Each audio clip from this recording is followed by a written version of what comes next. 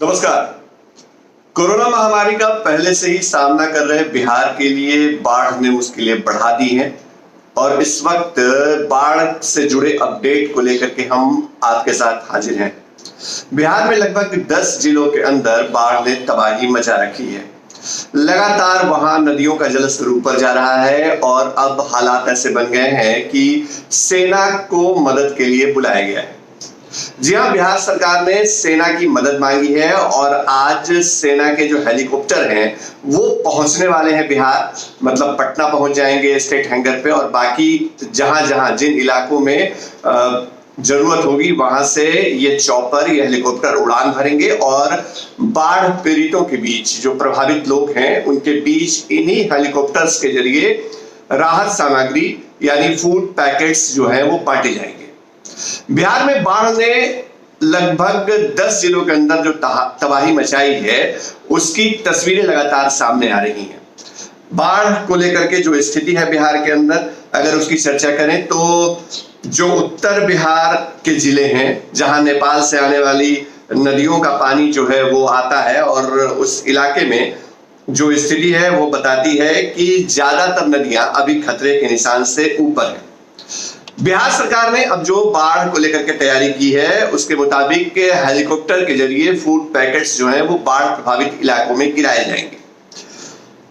सरकार ने जो तैयारी की है उसके मुताबिक अब जो सेना की मदद ली जाएगी तो ज्यादा फ्रीक्वेंट तरीके से, मतलब कोरोना महामारी के बीच में जो प्रशासनिक सिस्टम कहीं ना कहीं उलझा हुआ है बाकी अन्य चीजों में, इसके बीच जो बाढ़ राहत सामग्री है वो कैसे लोगों तक पहुंचाई जाए, इसके लिए ये पूरी प्लानिंग की गई है।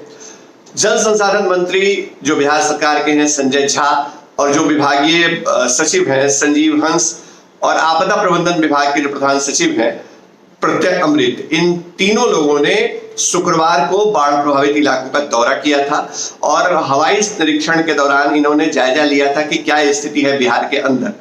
और हालांकि खराब मौसम के कारण इनका चॉपर कहीं लैंड नहीं कर पाया और ये वापस पटना आ गए, लेकिन हालात जो हैं वो बहुत ही अलार्मिंग है।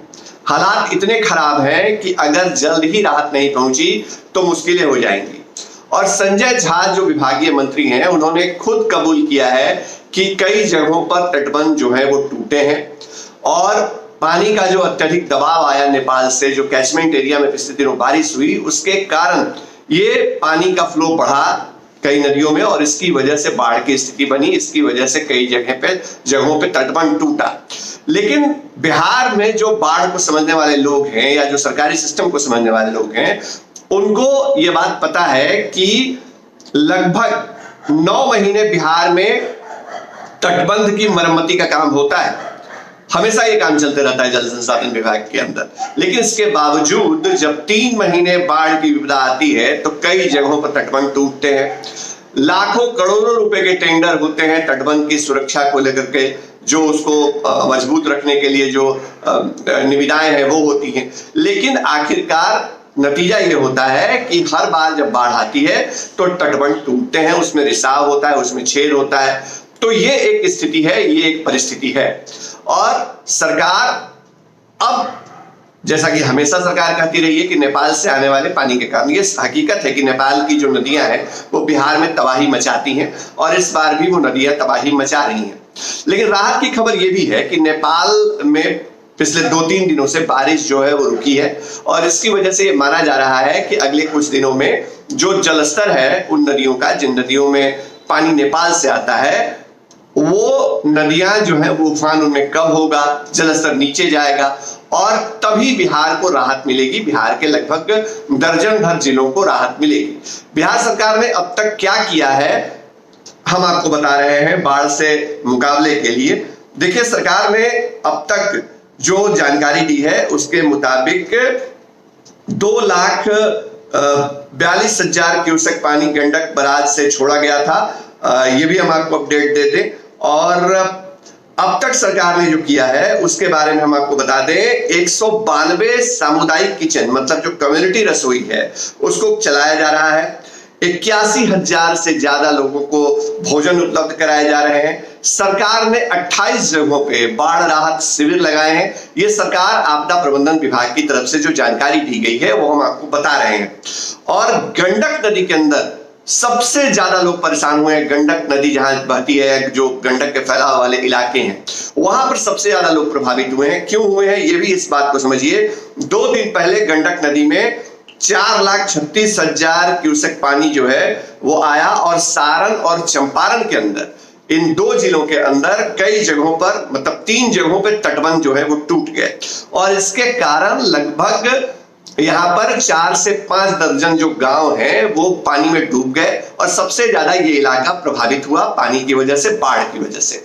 इसके दोषी के तौर पे मतलब सरकार ने चिन्हित किया कि तटबंध की सुरक्षा को लेकर के जो अलर्टनेस होनी चाहिए थी, वो अलर्टनेस अगर कहीं लापरवाही दिखी तो सरकार ने इंजीनियर के ऊपर कार्रवाई कर दी। जल संसाधन विभाग ने गंडक नदी में जो पानी के दबाव आने के बाद जो तटबंध में दरार आई थी और उसके बावजूद जो अभियंता थे, जो इंजीनियर थे, उन्होंने लापरवाही बरती, तो सरकार ने दोषी इंजीनियर को फिलहाल जो है वो कार्रवाई किया है और दोषी इंजीनियर को सरकार ने उसको मतलब उनके ऊपर एक्शन लिया है।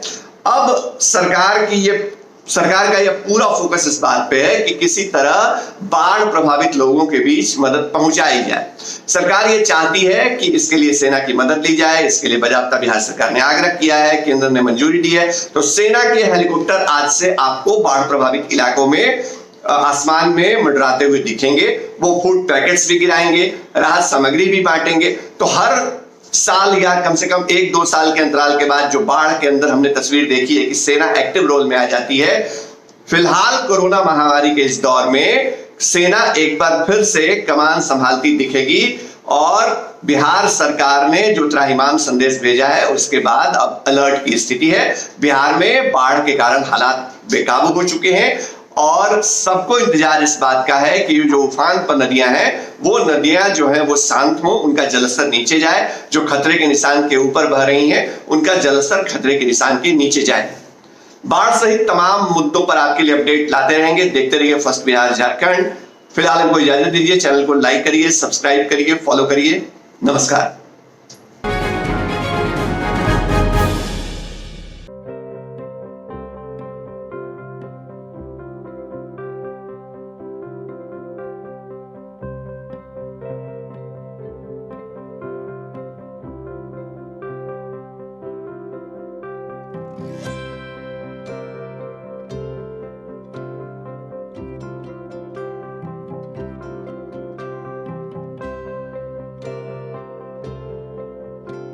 एक जिंदगी बचाने वाले को हीरो कहते हैं और 1000 जिंदगी बचाने वाले को हेल्थ केयर वर्कर।